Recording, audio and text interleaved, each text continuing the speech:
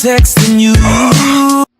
Nosotros somos el equipo 7, el cual está conformado por mis compañeros Juan Acevedo y Ana Soto y su servidor Jacob Vázquez.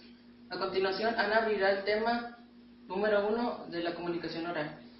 Empezaré explicando que la expresión oral no solo abarca lo que sería la comunicación, también abarca lo que sería sociocultural y el contexto de la situación.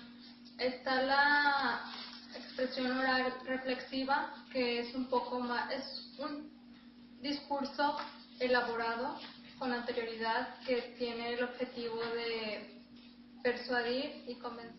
La expresión oral espontánea se le conoce también como las charlas que tenemos a menudo, porque también se le conoce como cotidiano.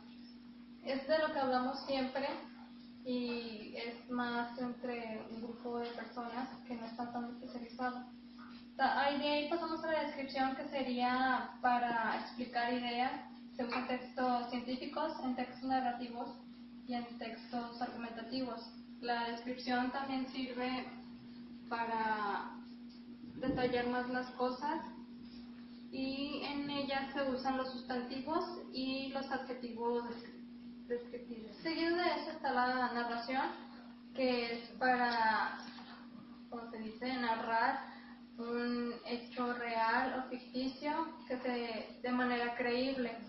Empieza con el planteamiento, que es donde se presentan los personajes y lo que sería el problema. El nudo es donde está el desarrollo del problema y cómo se va a solucionar. Y el desenlace es donde se supone va a encontrar una solución al problema que se desarrolla en el nudo. Y el texto narrativo se puede describir en primera, segunda y tercera persona. Después de eso está la argumentación, que sirve para hacer que las personas crean tu idea y convencerlas de que tú estás en lo correcto. Terminamos con el diálogo, que en sí es la charla que tienen un grupo de personas. Después de eso pasamos a las funciones del comunicador. El comunicador desarrolla el rol de comunicar un mensaje al oyente.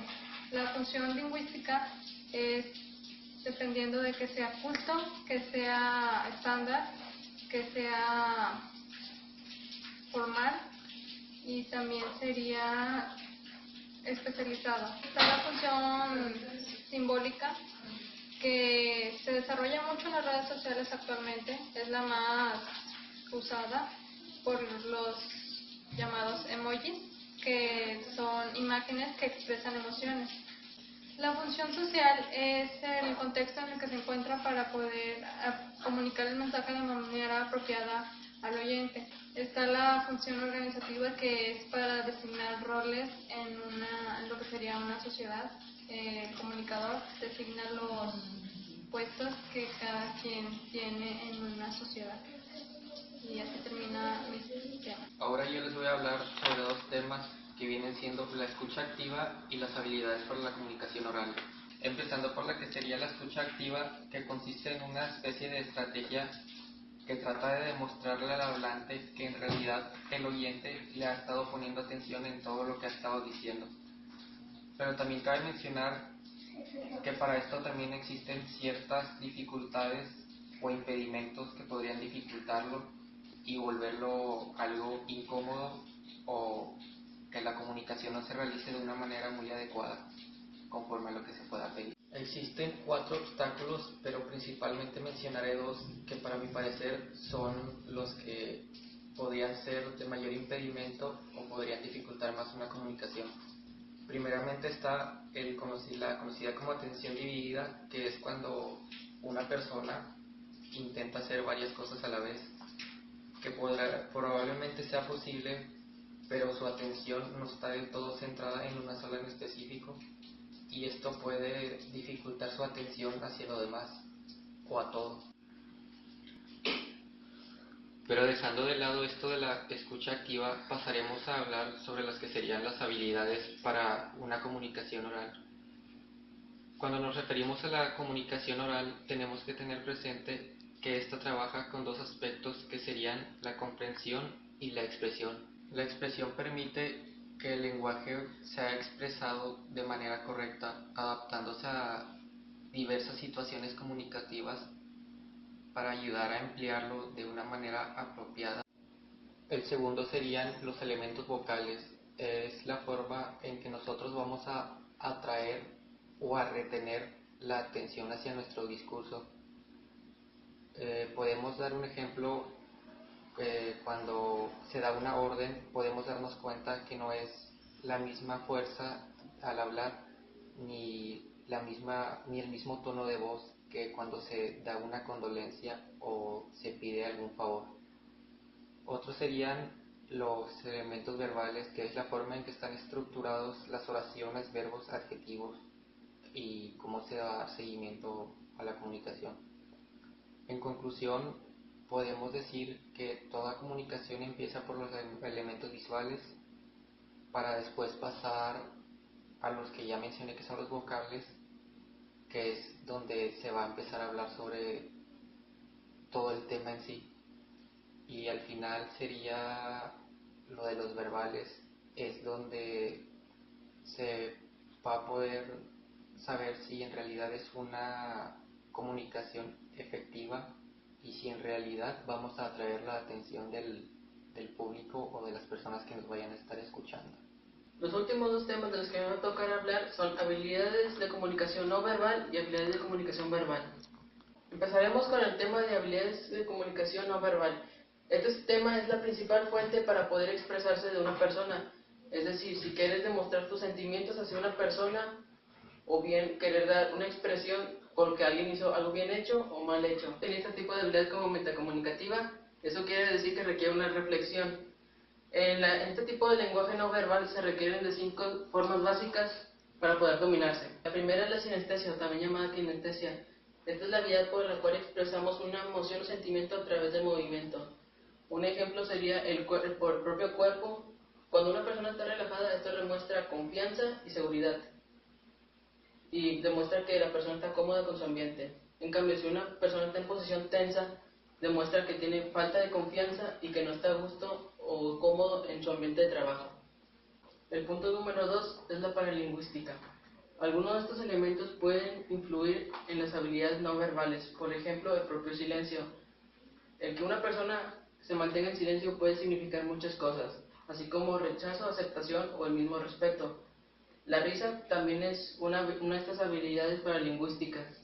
La fluidez, el tono, el volumen y el ritmo son esenciales para crear un ambiente comunicativo, ya que estas hacen que las personas a nuestro alrededor puedan escuchar con atención y con claridad lo que una persona quiere expresar hacia los demás. El punto número 3 es la proxemia. Es el espacio que hay entre el comunicador. Cuando unas personas están más cerca de otra, esto demuestra que ambas personas se tienen gran confianza y afecto. Una de estas señales podría ser el que un amigo o un conocido te toque el hombro o te abrace. Esto señala que tienen ambos señales de confianza y amistad. El punto número 4 es el entorno. El entorno es el espacio en donde hablamos. Esto quiere decir que si una persona no se siente cómodo en el lugar donde está hablando, esta persona puede sentirse un poco retraída y nerviosa. En cambio, si una persona se encuentra en un entorno donde se está tranquilo, esta puede tener una mejor fluidez al hablar y puede expresarse de se puede expresar de unas maneras casi infinitas, ya que esta permite que esté relajado y pueda hablar con seguridad de sí mismo. El último punto es el tiempo. Este es el último punto del que vamos a hablar. ¿Qué es esto del tiempo? Es la cantidad con la que una persona va a hablar. Si una persona tarda mucho en hablar, esto significa que no conoce el tema con exactitud o no puede hablar de él, ya que faltan conocimientos previos. Si una persona habla demasiado rápido, significa que no tiene confianza y quiere terminar lo más rápido posible el trabajo.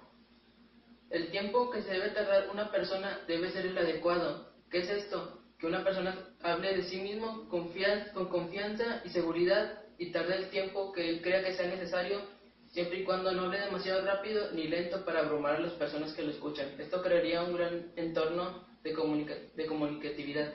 El último tema del que se va a hablar es la de habilidad de comunicación verbal. Este tema es el que hace que las personas se puedan comunicar y el hombre hable más de sí mismo. y permite que nos podamos expresar con diferentes personas sobre diferentes ámbitos de la vida. La adquisición del conocimiento tiene que ver mucho que ver con la maduración de la persona por el ámbito en el que crece, es decir, el hogar por la enseñanza de sus padres. Un niño que crece en un lugar donde se pueda comunicar libremente siempre tendrá un gran respeto y aprenderán a comunicarse de la forma adecuada con las demás personas, siempre teniendo el respeto de comunicación y aguardando que una persona termine de hablar para dar su punto de vista. Comunicarse verbalmente requiere de 4 puntos: hablar, escuchar, leer y escribir. Las características de la comunicación verbales son 3: la expresividad, el vocabulario y la asertividad. El primer punto, como ya se mencionó, es la expresibilidad. Esto quiere decir la forma en que la persona emite sus emociones a través del habla. Si una persona está triste, es normal que su voz se note un poco titubeante y aguda. En cambio, si está enojada, es fuerte y grave.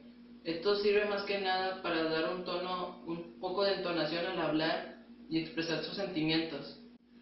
El vocabulario es el punto número 2. El vocabulario siempre tiene que ser de una forma casual y normal. Esto para que todas las personas que nos escuchen puedan entendernos adecuadamente sobre el tema. Si una persona tiene un lenguaje demasiado formal, muchas personas no podrían entender lo que esta persona quiere expresar o quiere dar a emitir a los demás. Y si es demasiado vulgar, como se podría decir, muchas personas se podrían sentir ofendidos o no podrían captar el tema o simplemente se enojarían y se irían. Por eso el tema tiene que ser coloquial, para que todas las personas a nuestro alrededor puedan entender lo que el expositor quiere darles a entender. El tercer punto de las características de la comunicación verbal es la asertividad. Esto es lo que una persona quiere dar a emitir por medio de sus pensamientos. Para esto una persona tiene que saber lo que va a decir pensándolo antes de decirlo. Esto podría ser que una persona quiere dar a emitir una idea, pero no tendría que pensarla antes de poder dársela al público para evitar confundir a las personas que les rodean. El último punto del que voy a hablar en este tema son los requisitos para una habilidad comunicativa efectiva. Esto quiere decir que una persona debe tener un gran avance en saber cómo expresarse y tener gran comunicación. Para finalizar con este trabajo, la comunicación verbal y no verbal son muy importantes. De hecho, son las que más usamos en la vida cotidiana. Estas, como ya mencioné en los anteriores apartados, es por eso que debemos reforzarla cotidianamente. Con esto acabamos nuestra exposición. Nosotros somos el equipo número 4. Gracias por su atención.